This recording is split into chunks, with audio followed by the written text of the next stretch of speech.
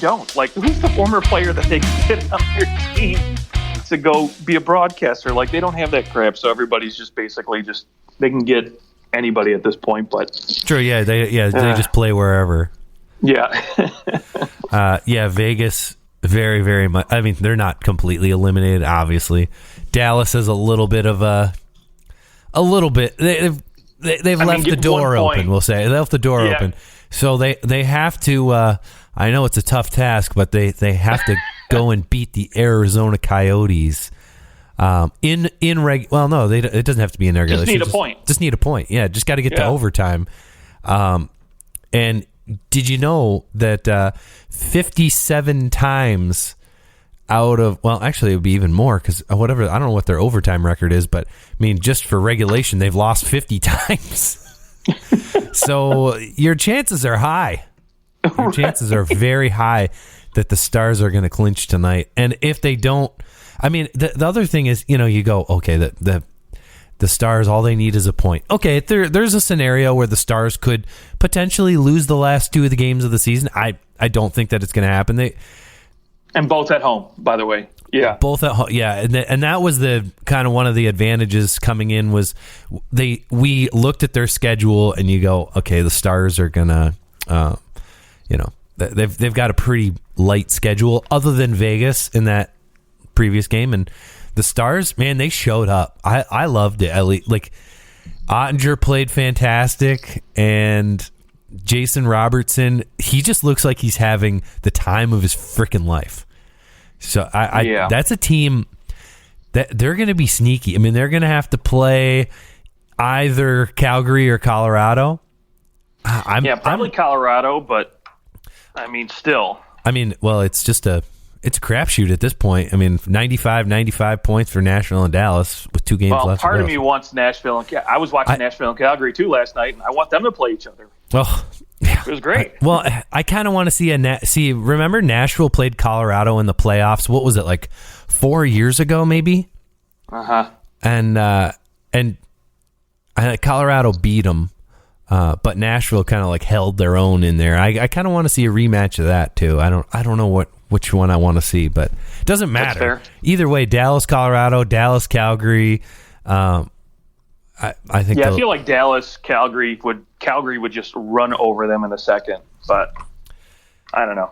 Yeah, just a gut feeling. I mean, I don't like either wild cards team's chances against Calgary or Colorado. Like, I think that they're going to get swept? No, but I don't think that they're going to go and walk away with a victory in those. But same in the East. I don't see either wild card team beating Florida or Carolina. Just I don't see it. Both are. It depends, I guess. If Carolina doesn't have Freddie Anderson back, I don't know. Yeah, Carolina's just won 5 in a row.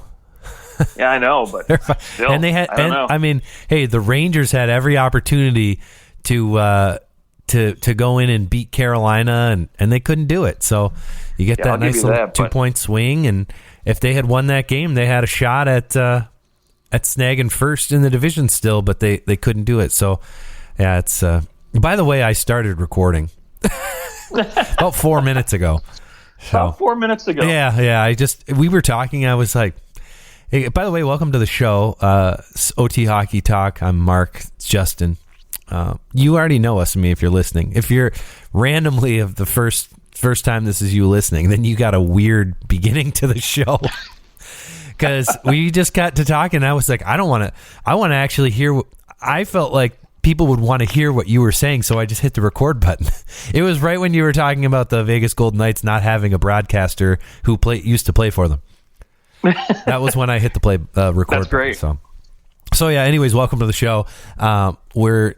This is just what we like to do. We like to talk hockey. So yeah, sometimes you can just hit the record button and and that happens. And it probably sounded pretty close to a normal show there anyway. So now you have to put your show voice on, Justin. My show voice. Hey, everybody. It's like my bartender voice. I don't know. So do you have a bartender voice? Dude, I saw this funny meme the other day. It was just basically, it was called server voice, and it's like the way people change their voice when they go up to a table. It's like, hey, I'm Justin. I'll be taking care of you tonight. How's it going? And like, I'm like, no, I don't. What do you want to drink? Like, just you all of a sudden become like a little bit like flamboyant as a waiter. A little bit. Pitch gets a little higher. You start you're excited that the world is your oyster. I mean, it's really, like your phone, like a phone voice. I feel like everybody has a phone voice. A little bit, yeah.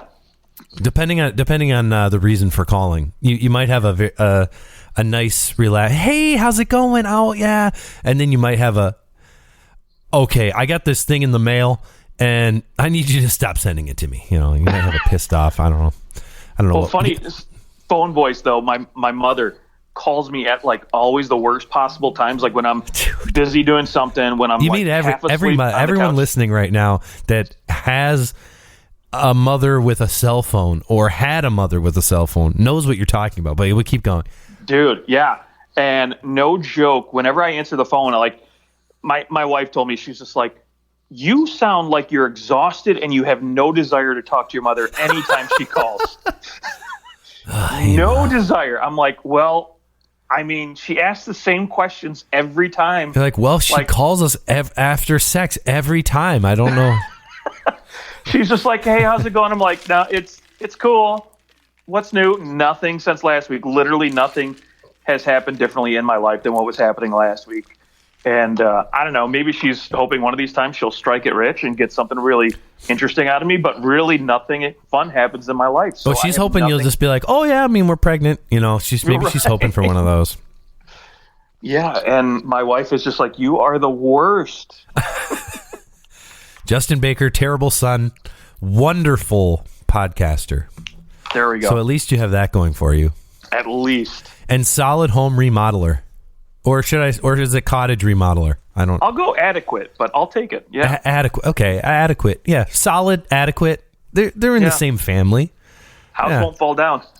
Hey, you're doing the work that people would be afraid to do on your house. Justin's doing a lot of foundational things to a home, down to the studs, baby, down to the joists and the rafters. Oh, what a good time!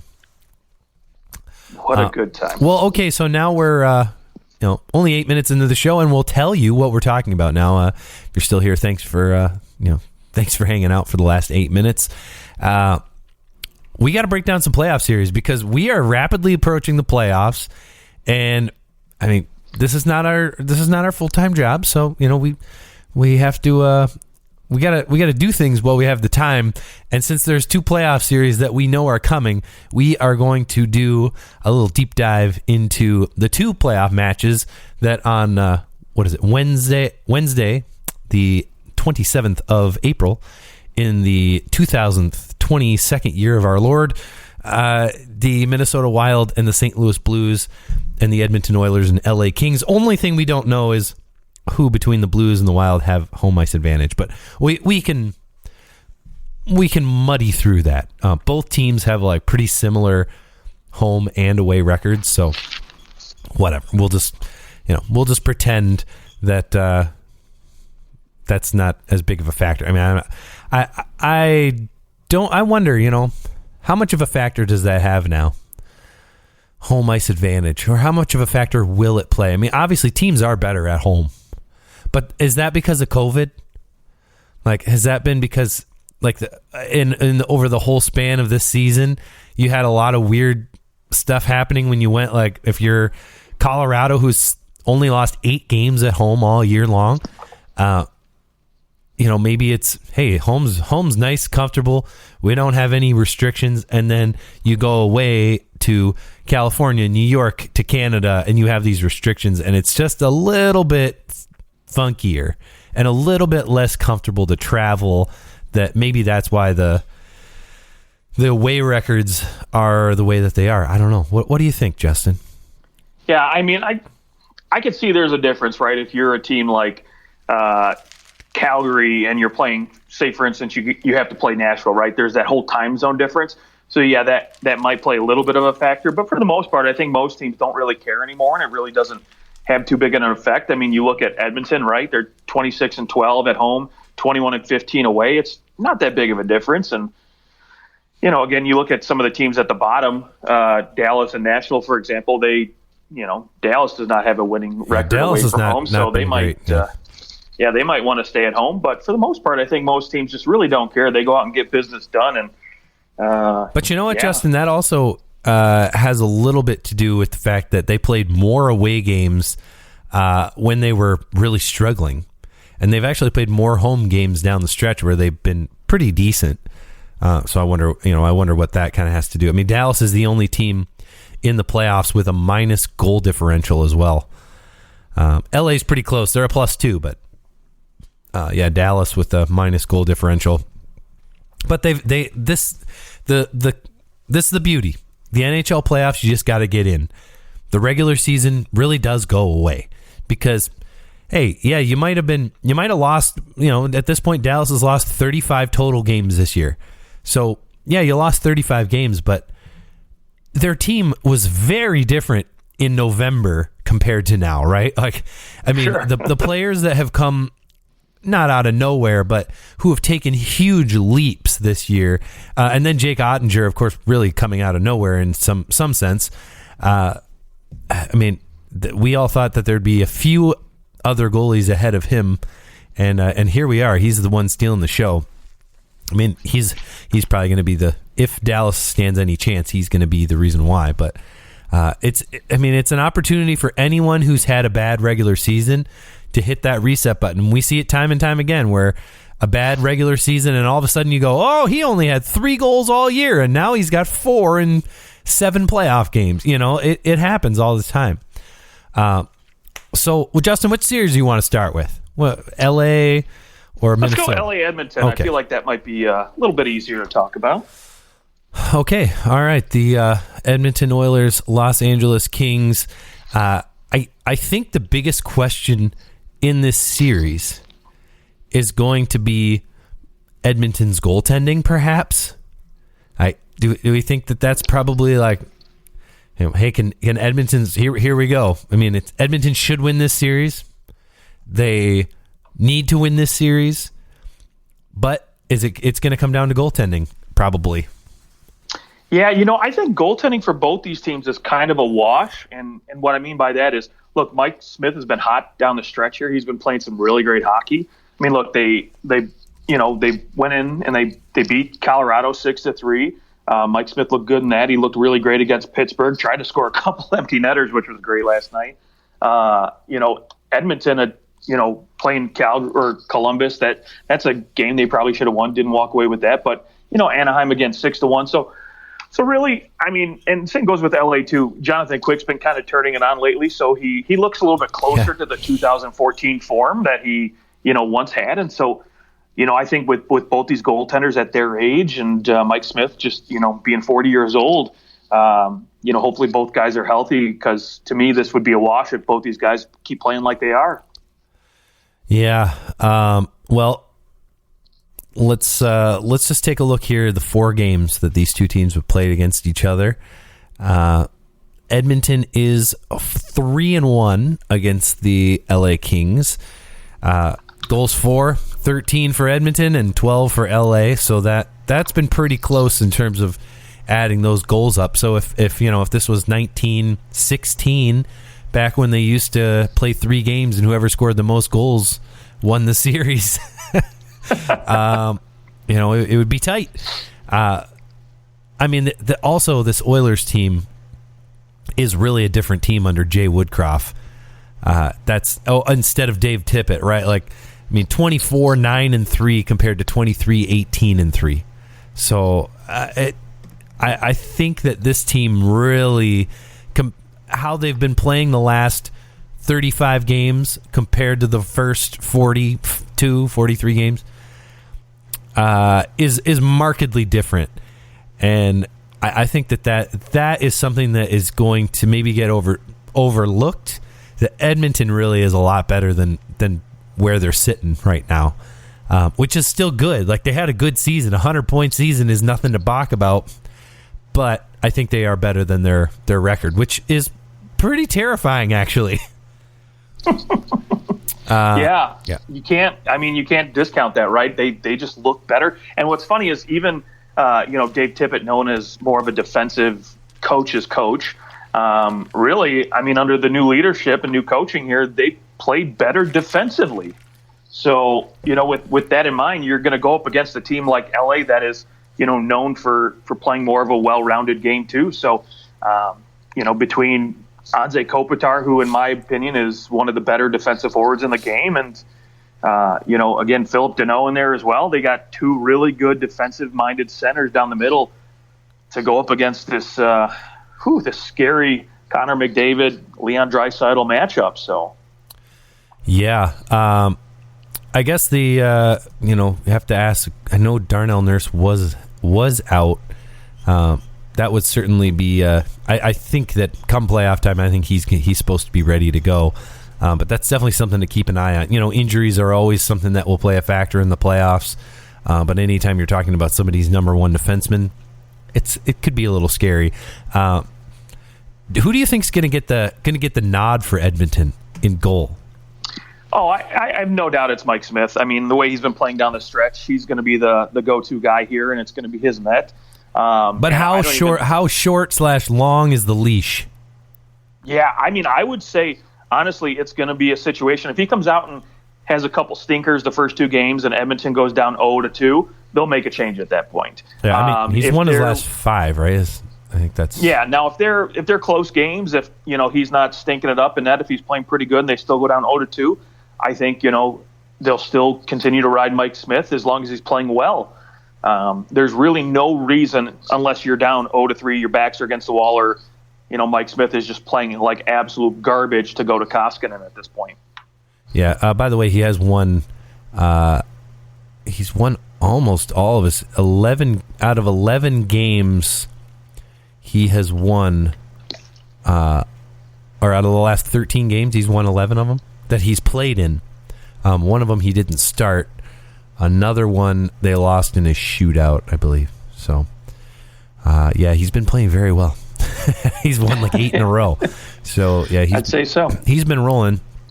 But, yeah, you just hope. I mean, this might be the last hurrah for Mike Smith, where he's going to be a starting netminder for a team. I just hope he can stay healthy. I really do. Yeah. Like he is. Maybe he's definitely not the best goaltender. No doubt in my mind is he the most fun and interesting goalie in the playoffs. There's no one else. No one else plays the puck like he does. I mean, he's kind of the last of his breed. Goalies just don't play the puck the way they used to because they can't. Like they used to be able to go into the corners, remember? And so there was a reason to be brought up learning how to stick handle and be able to play the puck a ton. Guys just don't do it anymore. It's just much more rare. So Mike Smith, I hope he does well. But on the other side of the ice, who do you go with if you're LA? Are you going in with Jonathan Quick? Are you going to kind of give Cal Peterson the hey, thanks for playing so well that you got us into the playoffs, but Jonathan Quick looks pretty decent, so we're going to scoop him in there?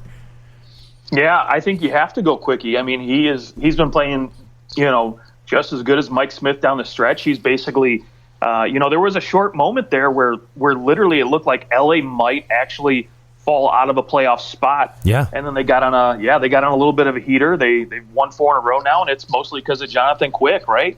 And so, I think, again, if you're the team, considering his experience and what he brings to the table, I think you have to go with Jonathan Quick at this point. Now, again, I think the leash might be a little bit shorter with Jonathan Quick than it would be with Mike Smith, where, hey, if, even if he's still playing good and they're down 0-2, you might go to Cal Peterson to just try to shake things up, right? Whereas at Edmonton, I don't think you need to change goaltenders to shake things up unless Smith is playing poorly.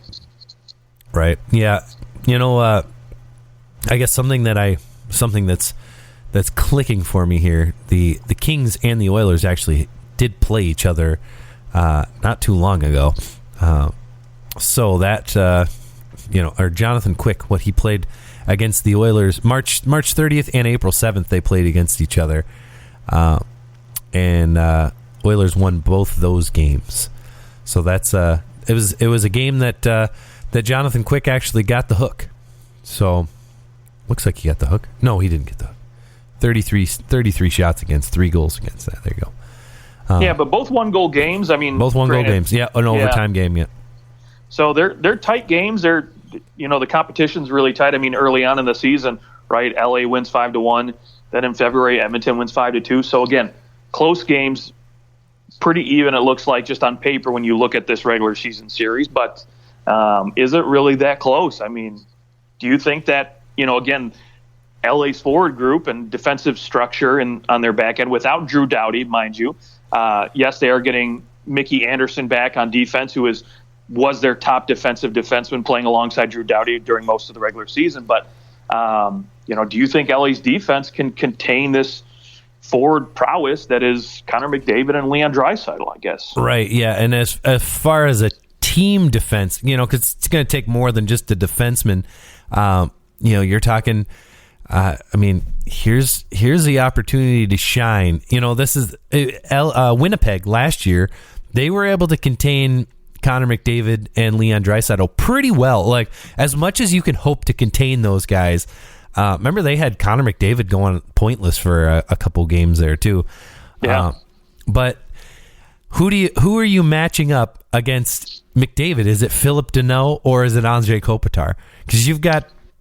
That's a pretty nice choice between those two guys. And Philip Denau has had a really nice offensive season. One that watching him with the Montreal Canadiens the last couple years, I don't think that when he's coming to LA that you're thinking, okay, yeah, here's a guy who's going to put up 20 goals. Seeing as he's never even scored 14 before, he goes and he scores 26. He's got 50 points.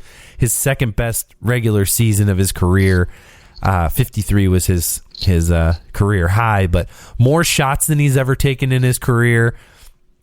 I mean, he has proven that contract, man, and getting more responsibility and maybe having a little more openness to their game, it's been fantastic for him. Philip Denau is like a totally different player in some respects.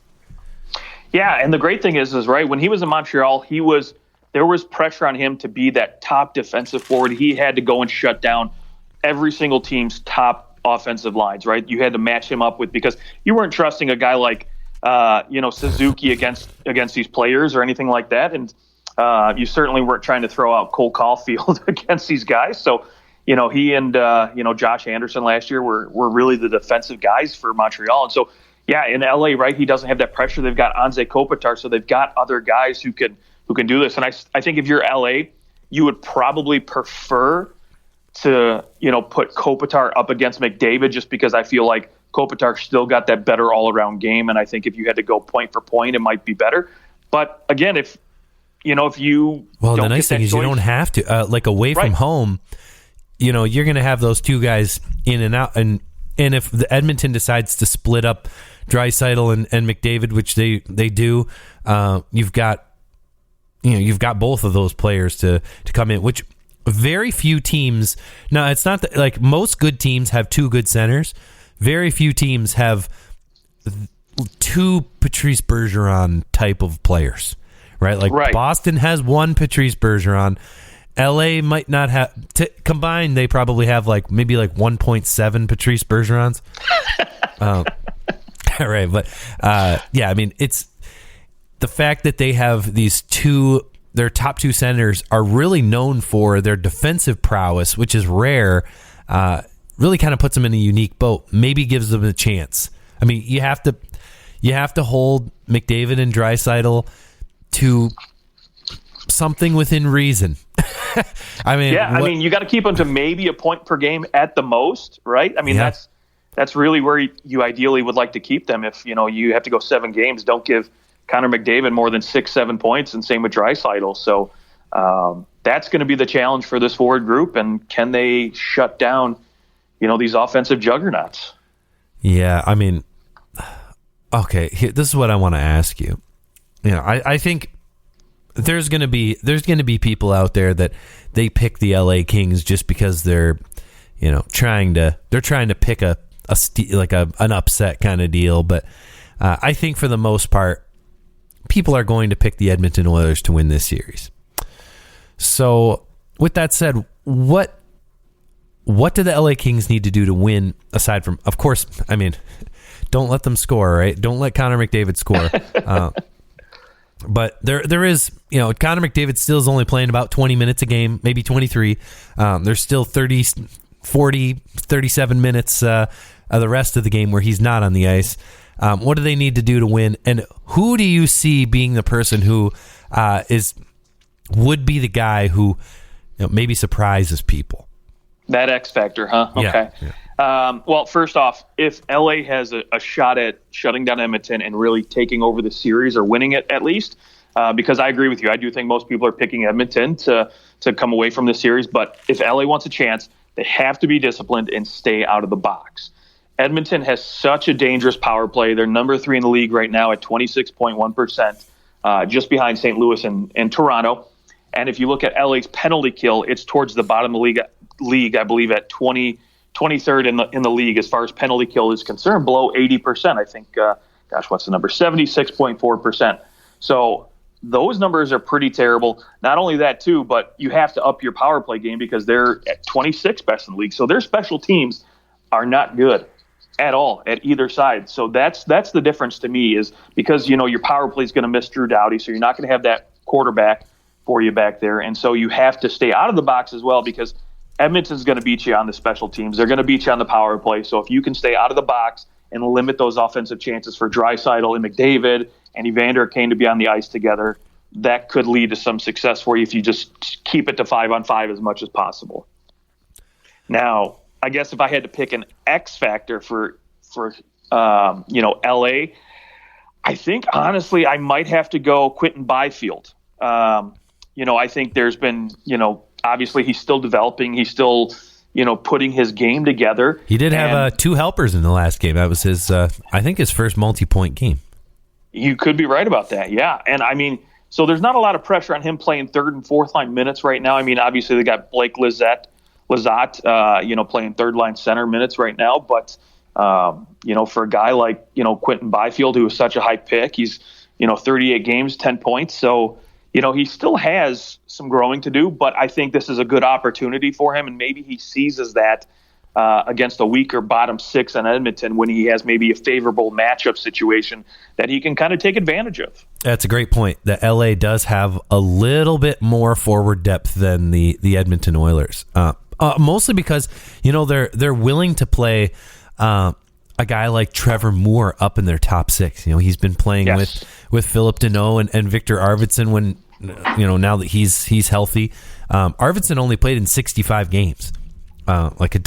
Dustin Brown only played in 63. They had some decent injuries throughout the year. I mean, obviously we know Drew Doughty's out, but for a team that was expected to take a step but not necessarily expected to make the playoffs, for a team to have so many injuries to several key players and make the playoffs in a year like that, it is pretty impressive. Because usually that's not happening. I mean, Alex Edler only played in 40 games, and he's and that, I mean, that's a huge that he's playing 18 minutes a game. That's actually his last 4 games he's been up above 20 3 of those 4 games. So I mean, he's playing a lot of minutes, eating up tons of minutes for this team, and I look at a guy like Alex Edler who has playoff experience. You look at some of the other defensemen on this team, and there really isn't, other than Olli Maatta. But are we resting our laurels on Olli Maatta? Not really. But Alex Edler has been around the block quite a few times, so he's got that playoff experience. I think that he's probably a pretty important player for the LA Kings, especially without Drew Doughty. He's kind of he's like their number 2 guy, right? Like, so it's it'll be important that he is maybe used as a guy to settle that back end down. We know the core up front. I mean, obviously Philip Denau just went to the finals last year. Anze Kopitar's been there before. He's won a couple cups. So is Dustin Brown. There's not a lack of playoff experience up front, but on the back end, I think it's Alex Edler's going to have to carry a little more than what we're used to seeing, but he's been doing pretty well. Yeah, well said. Yeah, especially, I mean, you look at this group of, defensemen, right? Sean Durzee's been, a revelation this year. And like I mentioned, Matt Roy and Mickey Anderson are going to be guys that are going to be more shutdown defenders. So, and then they got such a young guy in Jordan Spence, playing some minutes there too. Who knows what kind of playoff time he'll get, but, still, right. Alexander Edler is the veteran, the big father of the group. So he's going to be relied upon, I think, a little bit more. So yeah, hopefully he can still move his legs and bring it. There you go. Okay, let's hear your pick for this series. Who do you think is going to take this one? Okay, yeah, I think honestly it's just going to come down to Edmonton winning the series in 6 games. 6 games. Yeah, I think the special teams is going to be a little bit too much.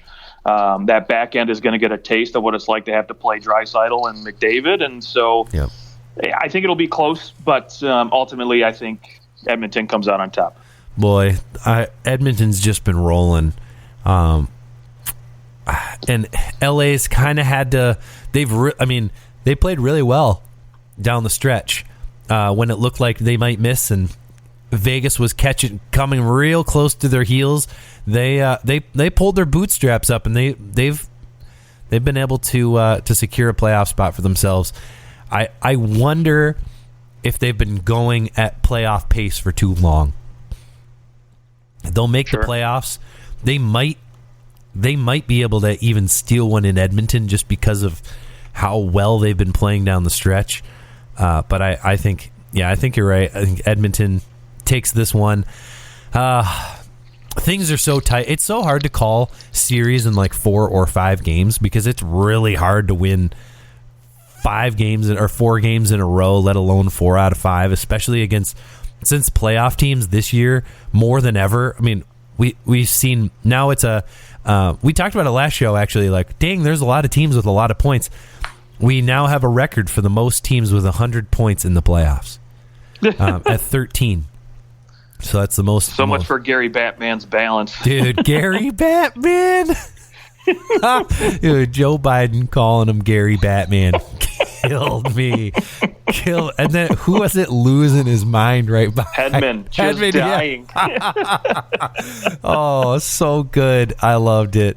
Oh, Gary Batman. I mean, that's like, how do you not, like, when you present the Stanley Cup, Gary Batman needs to come out in a Superman, in a Batman costume. Oh, absolutely. That would be the greatest thing that he's ever done in his 30 years of service to the league.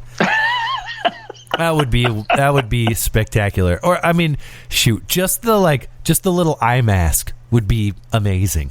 I would go for like a little lapel pin on his suit. Sure, anything, little Batman anything. Logo. Just let us know you like to have fun and party.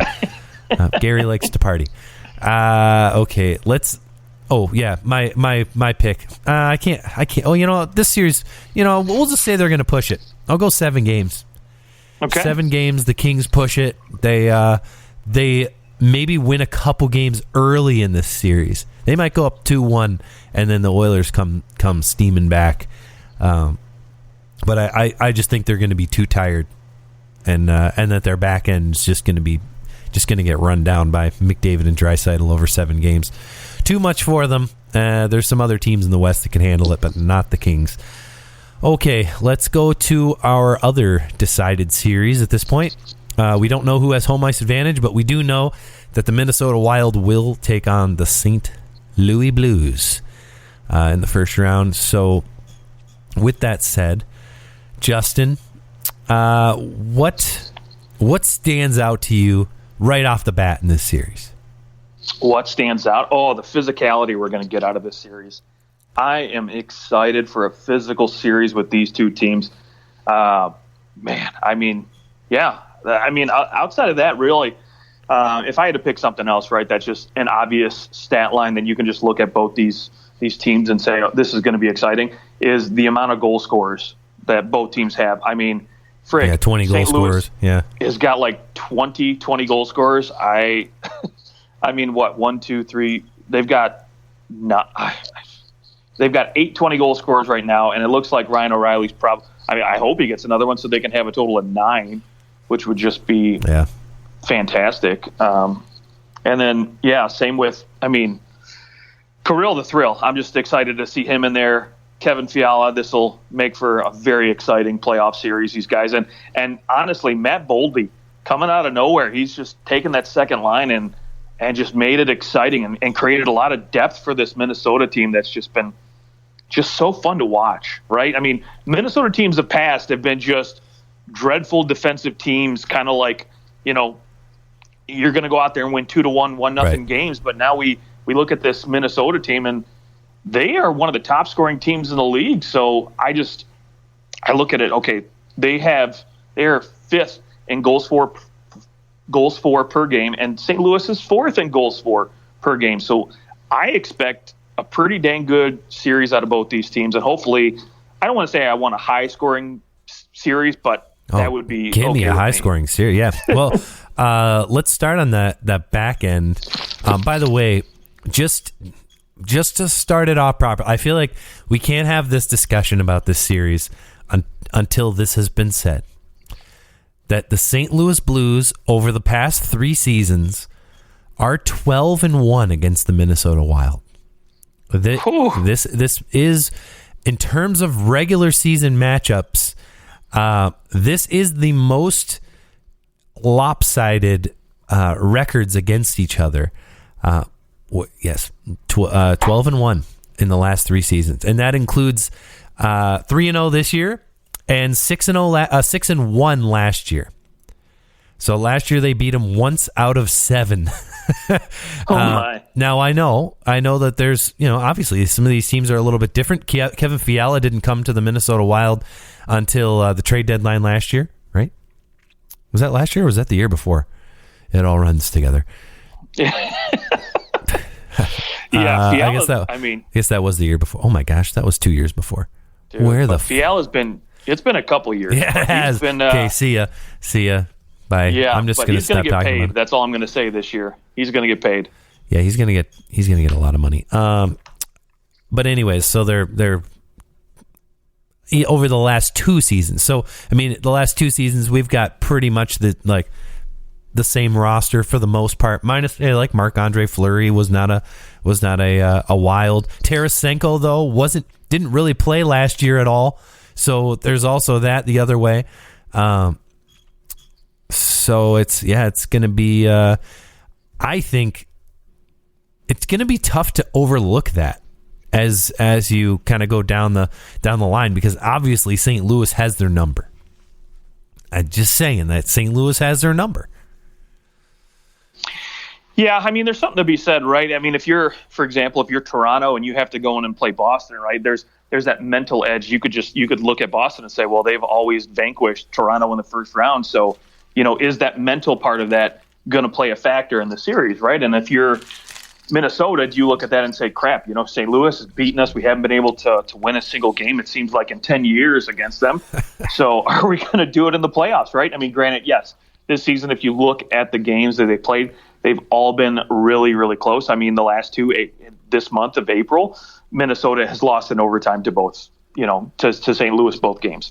And then the game before that, on January 1st, they lost to St. Louis 6-4. So all these games have been very high-scoring affairs. Yeah, and we'll go ahead and throw out any game that goes to OT. I mean, at that point, you can, in some respects, say the result in overtime is not going to reflect a playoff game, right? Like, there's no 3-on-3 in the playoffs, so right. So you're not going to be that we can throw out the window, I suppose.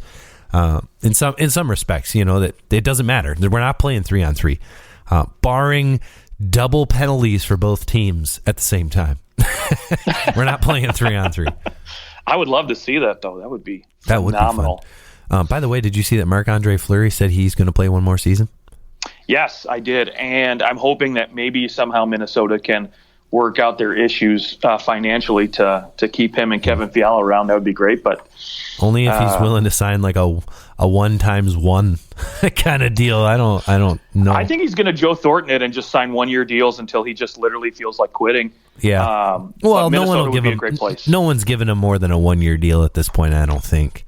No, you don't want to risk a guy retiring and being stuck with some cap hit that you don't want to. But you still got to pay Fleury, he still would command a pretty decent number. You can't go Joe Thornton with him and give him a league minimum or $1 million. So he might be depending on the team, he might be willing to go and take $4 or $5 million. Maybe he's licking his chops at Colorado if Darcy Kemper doesn't work out in the playoffs. He can go over there and Anyways, okay, I digress. Yeah. From a defensive standpoint, who do you think has the edge in this series? The Blues. Ooh. The Blues snagged. They snagged Nick Leddy, so he kind of slides in there. He solidifies that back end a little bit. Colton Parayko, Justin Falk, Torrey Krug. They have some solid defensemen. I mean, they have more than one top pairing defenseman. I'll say they've got 3 that could play on almost any team's top pairing. Yeah, they do. I mean, Torrey Krug, when he's been healthy, has been great, and same with Justin Falk seems to have found another level this year. I don't know where he came from, just at both ends of the ice, right? He plays so good defensively already. He was doing that when he first came to St. Louis, but now he turned his offensive game back up to where it was when he was in Carolina. So that's been great to see. And of course, Parayko is just humming along like he normally does.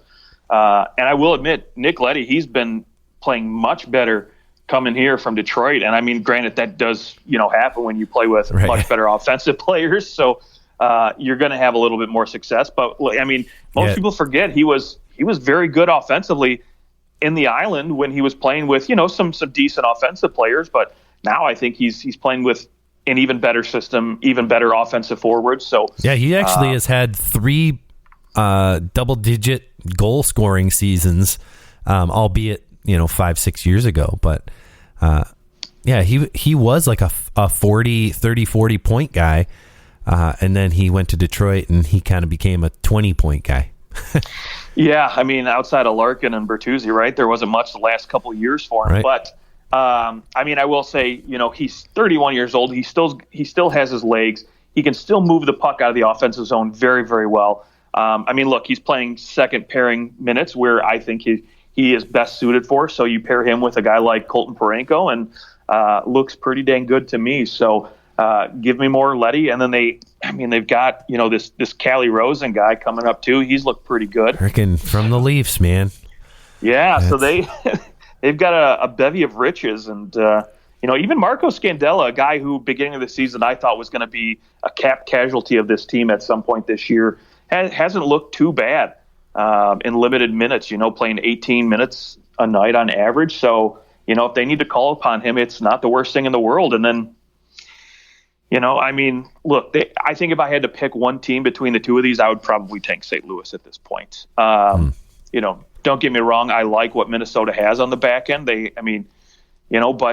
to me, I think a guy like, Matt Dumba, I've wanted more out of him this whole entire year, as well as a guy like, you look at, who's been playing, in front of him on the offensive charts, Dmitry Kulikov has looked rejuvenated this year. And Jared Spurgeon's been playing well, like I expected.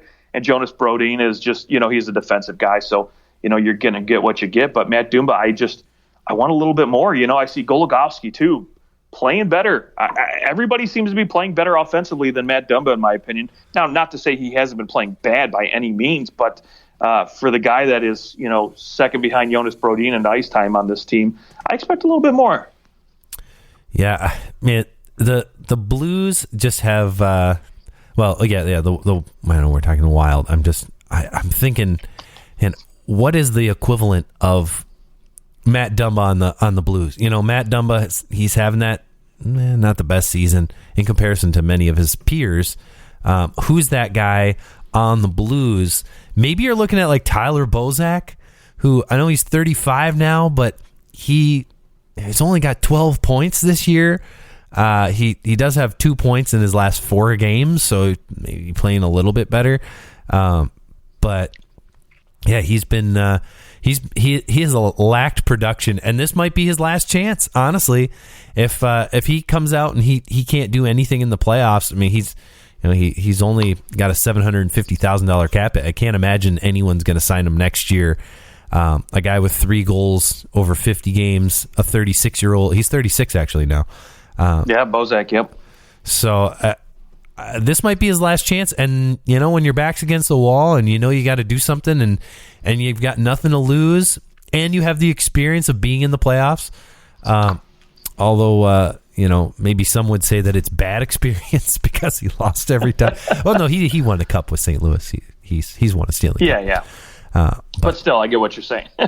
But man, St. Louis just had, you look like David Perron and Brendan Saad. I mean, David Perron it kind of seems like, wow, David Perron's having a really nice year. That's no, he always has a nice year. He's such a quietly spectacular player. Maybe he might be maybe the most underrated second line player in the league. But for the last almost 10 years, he's been underrated on the back end. He'll score 20 goals basically every year. Practically every year he's scoring 20 goals. And he's getting 50 points every year. I mean, out of the last 5 seasons, he had 50 points 4 of those seasons. And the only season he didn't, he only played 57 games. So 46 points in 57 games. He was definitely going to break 60 points in that year. He probably would have scored 30 goals too. So, I mean, it's these guys that, like Brendan Saad, he only had 24 points all last year, and he doubled that up, 48, might have 50 by the end of the year. St. Louis is so deep.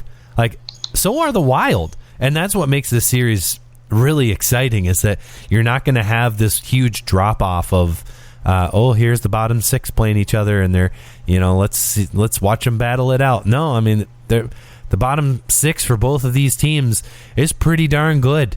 I mean, it's going to be a dog fight. This is going to be a hell of a series. It almost doesn't matter who wins the series, because whoever does is going to be limping out to play Colorado in the next round. Exactly.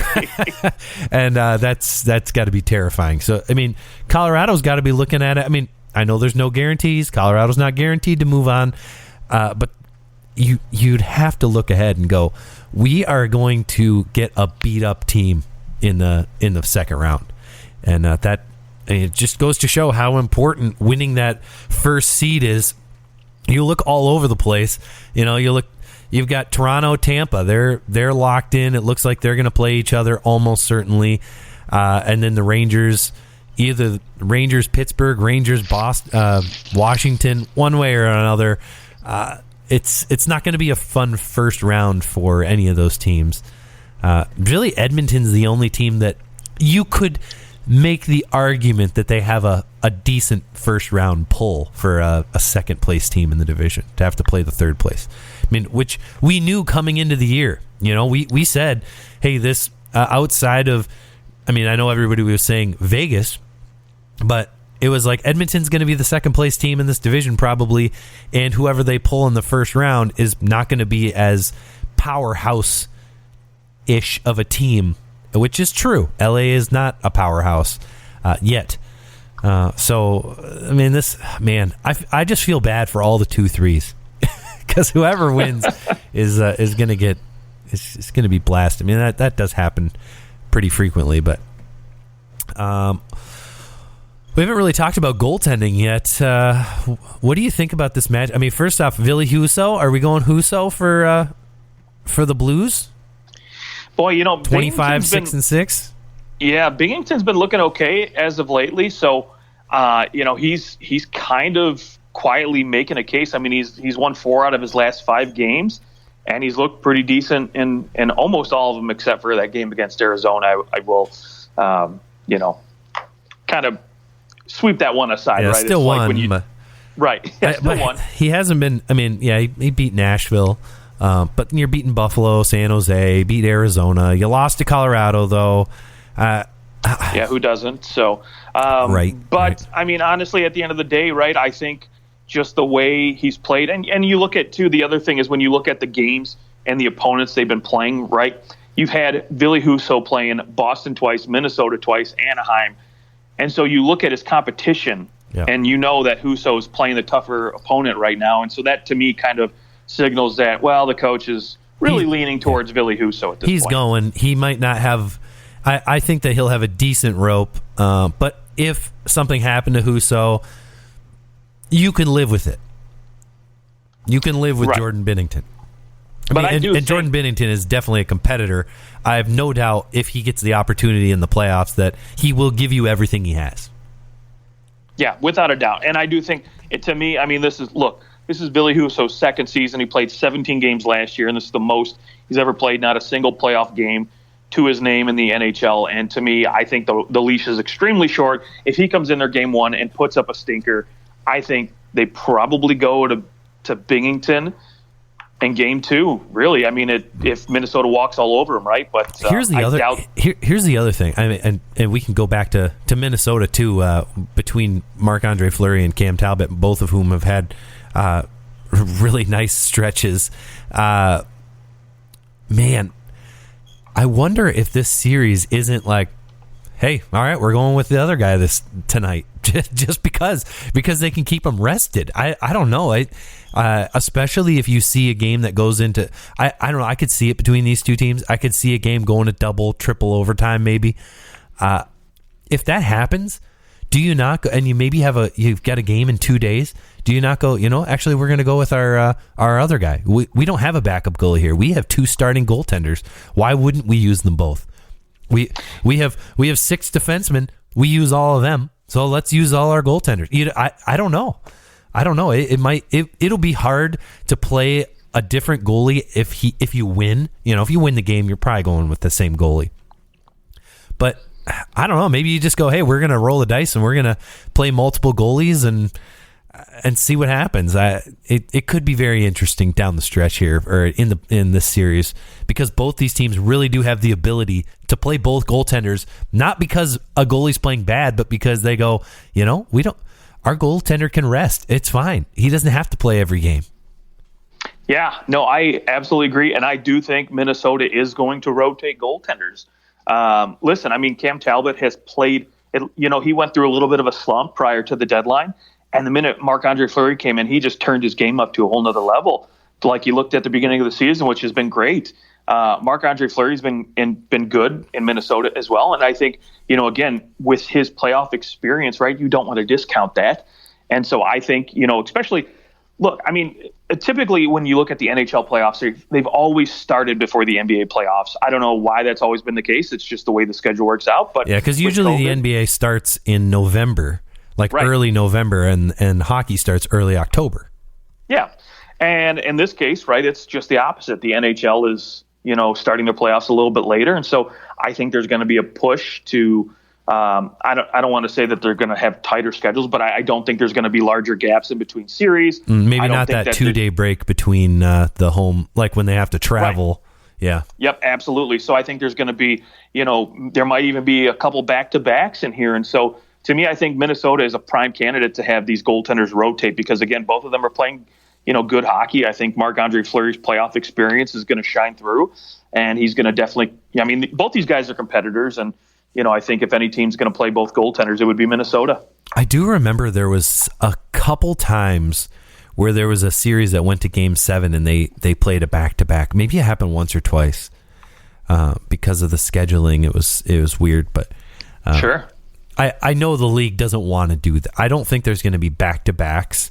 No, especially when you're traveling, right? I mean, you don't want to ever have to point to that and be like, well, shoot, that's why we got, that's why we lost, because we retired. Very true.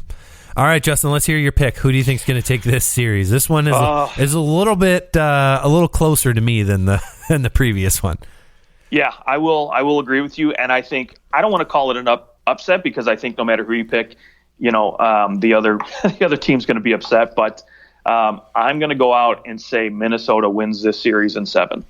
Okay. I think it's easier to pick the Blues. I think just given their playoff experience, they've got the Stanley Cup ring. They've got more 20 goal scorers, but I ultimately think it's just going to come down to goaltending, in my opinion. And whenever I have a toss up on series, I always go to goaltending. To me, that's the difference maker. And I think Cam Talbot is going to be good. I think Marc-Andre Fleury, if he plays, he's going to be good. And I don't have a lot of faith in Billy Husso and Binghamton like I would in Minnesota. So to me, I'm just going to give the edge to Minnesota in 7. I think this is probably going to be the highest scoring series of them all. That's what I'm going to say. Ooh. So I have to pick St. Louis here. They've played so well. They just seem to have Minnesota's number, and it seems to be because they just have so many mismatches. St. Louis can play Minnesota's game the way that not a lot of teams can.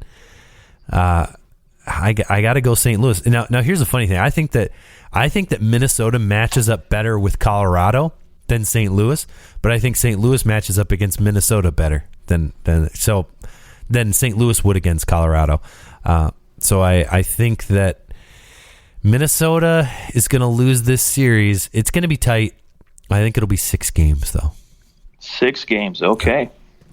And now, okay, here's what I'll say. If St. Louis gets home ice advantage, it'll be 6 games. If Minnesota gets home ice advantage, it'll be 7.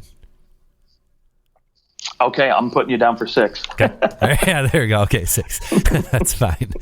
All right. Well, that's our show. We'll do more playoff previews as soon as they become available to us, and we know who's going to play whom.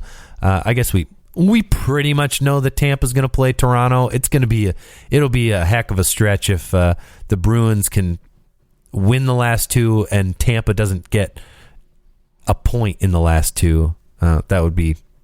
Well, we'll see. We'll see what happens. I want a Boston-Toronto series. I'm a glutton for punishment. Justin, any last words? But I would love to see that too. Are you kidding me? Exercise those demons, because I think after that shellacking Tampa put on Toronto, maybe they're not looking forward to playing them in the first round. They were asleep. Let's hope so. They were asleep, and I don't think Austin Matthews wasn't playing either. He wasn't, but I'm excited to see him go in this 60. playoff. More than any other player, I'm more excited to see Austin Matthews compete in the playoffs this year. Even more so than Connor McDavid. I think, obviously Matthews doesn't have as much to prove as a guy like McDavid, but I want to see Matthews rip it up and score if he went to the Stanley Cup Finals, for example, like 24 games, I want to see him put up like 30 goals. No one's ever scored 20 goals in the playoffs. I find that it's funny. Like, no one's ever scored 20 goals, 19 goals. I think it's done 3 times. So we'll see. If somebody could get 20 goals, that'd be pretty epic. Matthews could do it. And Matthews would be the guy to do it. You'd think that either him or Ovechkin would have done it at this point. But all right, that's our show. Find us on Twitter at OT Hockey Talk. Justin, have a good rest of your day. To our listeners, thanks for listening. Enjoy the rest of the NHL's regular season.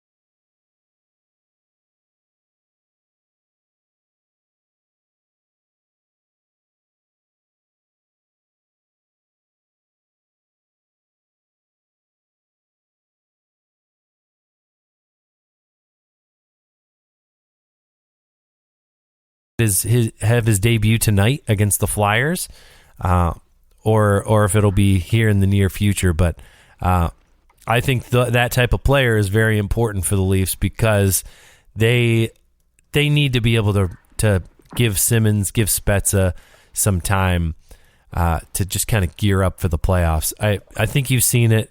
Wayne Simmons, this is probably his last year. My guess is he retires after this year, to be honest.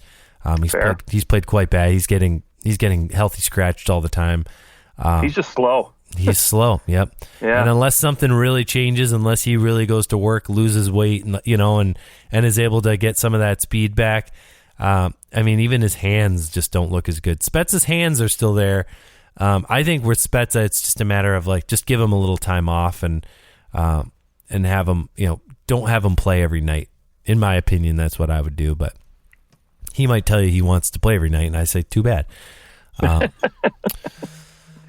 But yeah, I think Jack Campbell he's the key. He's the key to it all. Who's your number 2?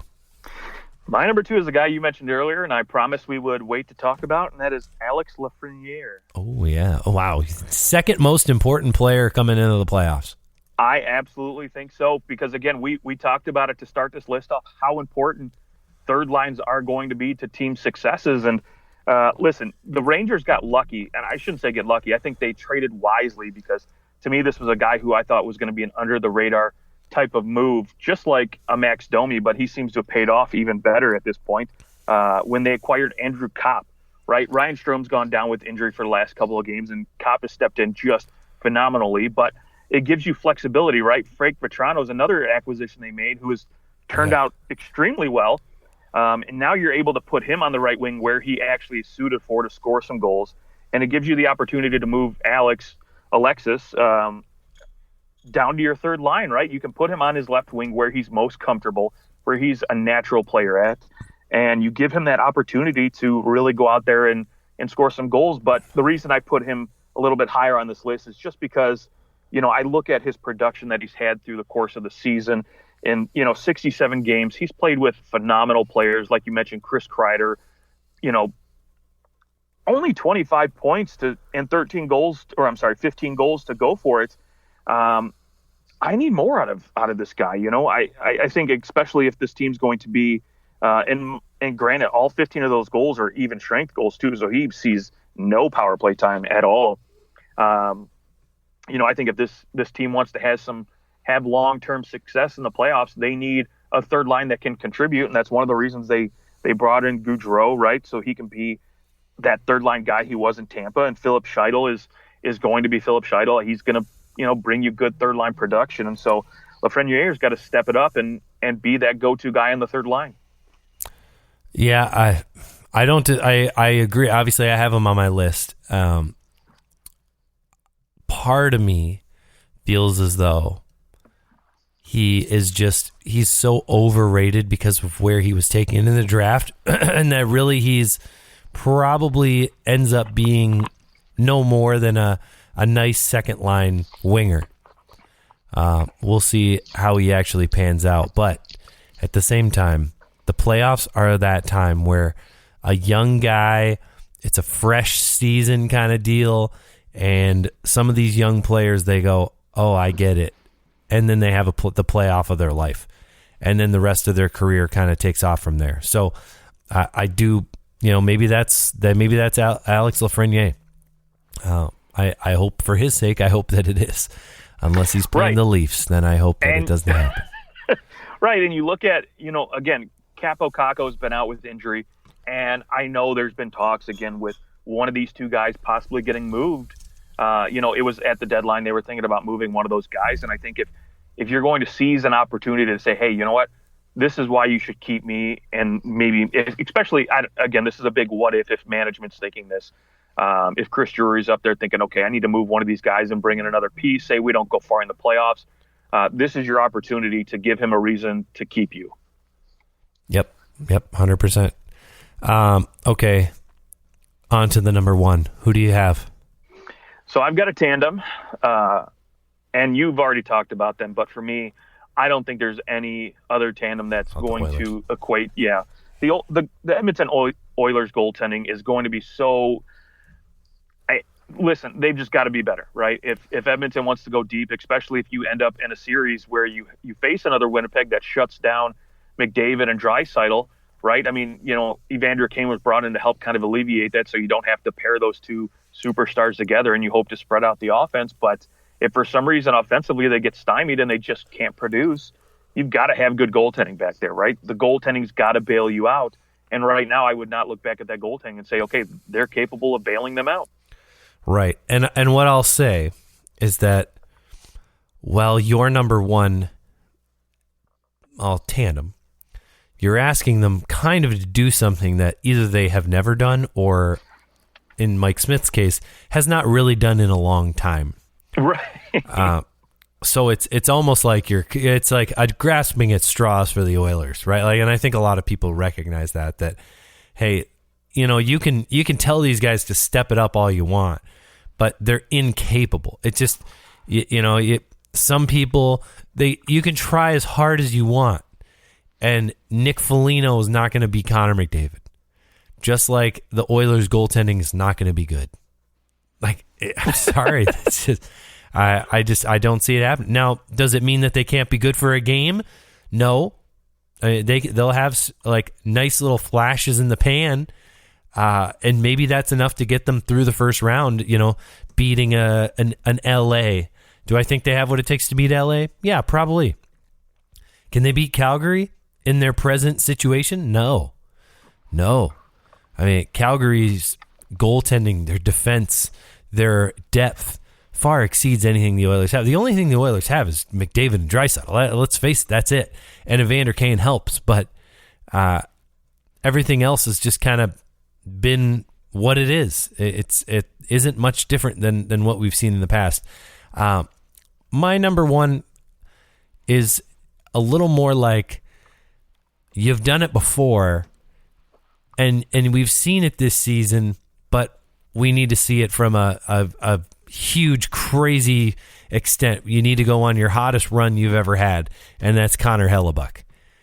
If the Winnipeg Jets are going to make the playoffs, Connor Hellebuyck, who, frankly, I mean, he's playing really well. He's won 4 of his last 5 games, and granted, 2 of those games, 2 of those 5, one of the win, the one loss, he allowed 4 goals, but he got a shutout and allowed 1 and 2 goals in the other ones.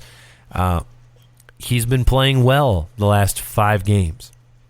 And he's won 7 of 9, so it's not as if or 6 of 9, so or 6 of 8. Oh my gosh, it's there. Connor Hellebuyck has it in him, and if the Winnipeg Jets are to make the playoffs, I mean, there's no other team that has a player like Connor Hellebuyck who you could say, honest to God, that guy could. These last 13 games of the season, they could win 11 of them because of Connor Hellebuyck. It's a stretch, sure, but if they are going to make the playoffs, he is the most important player in the league right now for any team to make the playoffs, especially with where they sit on the outside looking in. They've got 1 game in hand on Vegas, and Dallas has 3 games in hand on them. They're 4 points back. Like, there's the math is against them. But I think if they were to win 10 of their last 13 games, that would put them at 96 points. 96, is that enough to get them in? I don't know. That might, and we might be seeing in the West 100 points is what you need to get into the playoffs. Ooh. Or pretty close, maybe 98. But anyways, 10 wins out of their last 13 games would put them at 96 points, which in general has gotten you into the playoffs. Can Connor Hellebuyck help this team go 10-3 in their last 13 games? He'd be the one that has to do it. Yeah, the one thing I will say for Winnipeg, right, and maybe why I didn't put Connor Hellebuyck or anybody really from Winnipeg on my list, is the fact that I think as a team collectively, everybody needs to play at their best, right? Because they are so far out of the playoffs right now in terms of, remaining games and the points there. They're behind Dallas and Vegas right now. Sure. They really need everybody to play at their most elite levels that they've had, right? I mean, if there's any time to be in playoff mode, it is right now, right? You want guys stepping up. You want your Scheifele's, your Blake Wheelers. You want those guys playing at a point per game production. And you need Hollebuck stepping up with like 925 save percentages every single night at least. So I'm thinking like 9.4, 9.5. It might be needed, right? Because again, the hole they've dug themselves into early in the season, and lately it looks like these guys have been kind of doing that. They've been stepping up, and where you kind of hope they would have been at the beginning of the year. And look, to me, I don't disagree with you. I think that's a well-chosen number one and a guy that I won't argue with on anybody's list. But he's your boy. I still think he's, a quality top 10 goaltender. But I just think, again, as a team and as a whole, I think there's just so many players on this team I could pick. And maybe that's why I had a hard time putting them on my list. But, again, not going to fault you for doing it. Well, thank you. All right. Well, that's our, top 10 players that need to pick it up. There you go. We will be back soon. You can find us on Twitter at OT Hockey Talk. Until then, Justin, have a good rest of your weekend, and to our listeners, enjoy all the hockey. We'll talk to you later.